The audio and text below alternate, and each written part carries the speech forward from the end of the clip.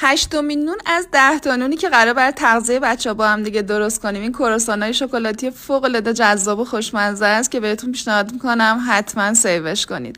مواد خشک رو با هم ترکیب می‌کنیم، تخم مرغ و شیر رو اضافه می‌کنیم، ورز میدیم خمیر رو به تست کشش که نزدیک شد، کره رو اضافه می‌کنیم، دوباره ورز میدیم به این لطافت که رسید، به خمیرمون 1 ساعت استراحت میدیم. بعد از 1 ساعت پف خمیر رو میگیریم و روی تخته کار بازش می‌کنیم به شکل مستطیل. اطراف مستطیل رو حتما برش بزنید تا خمیرمون مرتب باشه. بعد از اینکه برش زدیم، خمیر رو به مستطیل‌های 16 سانتی تقسیم می‌کنیم.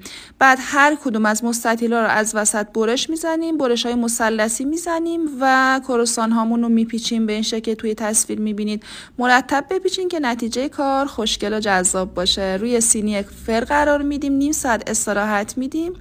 بعد از اون خمیرها رو رمال میزنیم و میره داخل فر که بپزه. وقتی پخت و خنک شد زیرش رو سوراخ میکنیم و شکلات صبحانه قرار میدیم داخلش. همین و تمام.